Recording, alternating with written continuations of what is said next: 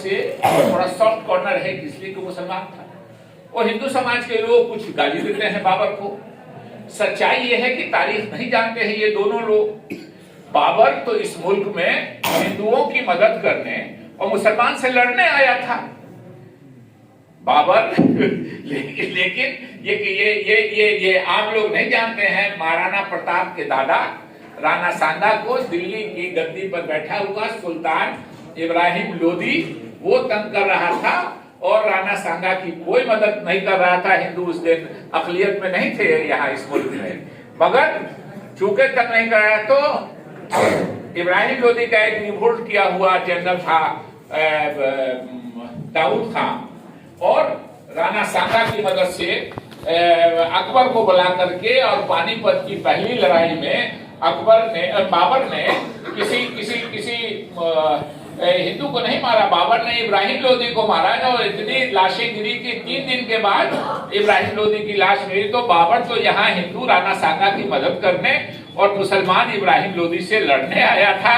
मगर अजीब वाकया है कि मुस्लिम समाज को थोड़ा बाबर से सॉफ्ट कॉर्नर है और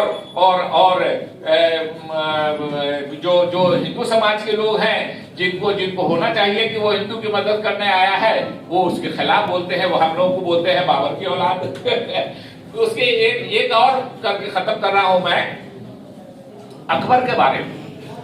अकबर के बारे में भी देखते हैं कि मुसलमानों को अकबर द ग्रेट कहा जाता है तो मुसलमानों को अच्छा लगता है, लेकिन सच्चाई यह है कि अकबर तो इस्लाम मजहब ही खत्म कर रहे थे, अकबर तो दीन इलाही ला रहे थे। और अकबर की बीवी का नाम आप लोग सब जानते होंगे यहाँ, जोधाबाई। लेकिन हजरत अकबर की जोधाबाई के अलावा 3 और मुस्लिम बीवियां भी थी, कोई नाम जानता है यहाँ? और मजेदार बात उससे बताते हैं, अकबर को 5 और मुस्लिम बेटे थे सलीम के अलावा मुस्लिम बीवियों से। लेकिन अकबर ने गद्दी पे किसको बैठाया? सलीम को बैठाया। उस सलीम ने जिसने एक बार उससे रिवोल्ट कर दिया, बगावत कर दी थी। लेकिन कोई मुसलमान को कहना चाहिए कि भाई पूरा मुसलमान को बैठाता, जिसका बाप भी मुसलमान था, माँ भी मुसलमान थी, उसको बैठाता गद्दी पर। लेकिन अकबर ने बैठाला किसको? जोधाबाई के बेटे को बैठाया। और 3 मुस्लिम बीवियों से 5 और मुस्लिम बेटे थे, उनको गद्दी पे नहीं बैठाला। तारीख की इन बातों को लोग बताते नहीं हैं, एक तो खुद नहीं जानते हैं। और इसीलिए मैं गुजारिश करता हूं कि तारीख जो कम से कम जो मुसलमानों की हुकूमत की तारीख है इस मुल्क में, वो पढ़ाई जाए। वो पढ़ाने से क्या होगा कि हम जानेंगे। और बदगुमानी फैलाने का था, औरंगजेब ने मजहब की वजह से खून खराबा करवा दिया। औरंगजेब ने तो अपने भाइयों को मरवा दिया, वो तो मजहब का भी था, ज़ात का भी था, खून भी था। हुकूमत के लिए वो झगड़े बड़े लोगों के थे। अकबर और महाराणा प्रताप का झगड़ा क्या था? मेवाड़ होके अकबर गुजरात का रास्ता मांगता था।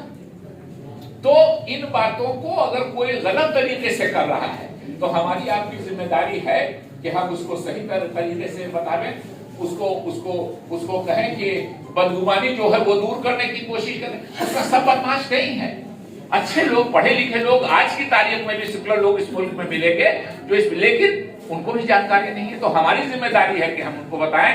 मैं माफी चाहूंगा, मैंने कुछ वक्त ज्यादा ले लिया।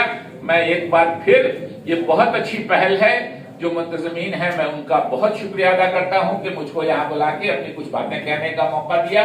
और इस तरह के जो हमारे मिल्लत के अकाबरीन रहे हैं उनके बारे में लोगों को जानकारी होनी चाहिए। और मैं समझता हूं कि एक सिलसिला शुरू हो कि शुरुआत से किन लोगों से एक मौलाना के एक वाकया कैसे हमारे मिल्लत के अकाबरीन, अभी थोड़े दिन पहले 8-10 साल पहले एक हमारे मजहबी बुजुर्ग की मौत हुई।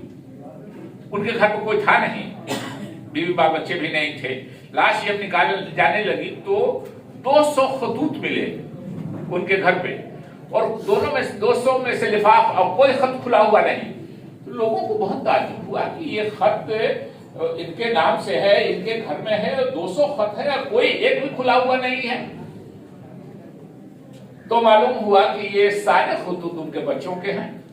और वो बच्चे जो उनके मना करने के बाद पाकिस्तान चले गए और पाकिस्तान से अपने बाप को जो खत लिखा, बाप ने कहा कि मेरे मना करने के बाद वो पाकिस्तान चले गए, अब वो मेरे बच्चे नहीं हैं, उन्होंने खत तक बच्चों का नहीं खोला। ऐसे ऐसे लोगों ने कुर्बानियां दी हैं इस मुल्क के लिए, और हम उनकी बातें लोगों को बताते नहीं। हमारी जिम्मेदारी है कि बताएं। बहुत बहुत शुक्रिया। मिथिला की एक तरतीब रही है कि वो अपने मेहमानों को शाल और पाक के जरिए उनको एजाज़ देते हैं। मैं मौलाना काजी इमदादुल्लाह साहब से गुजारिश करूंगा कि वो डॉक्टर शकील साहब की खिदमत में शाल पेश करें।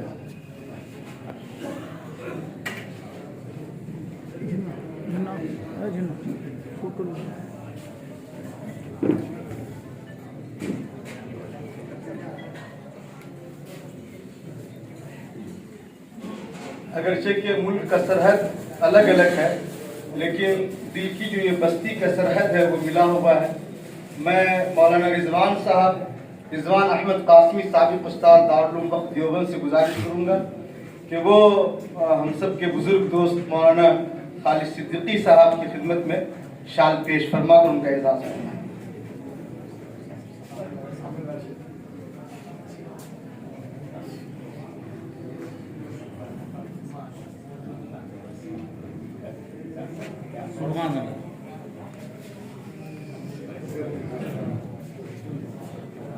हम सब के बुजुर्ग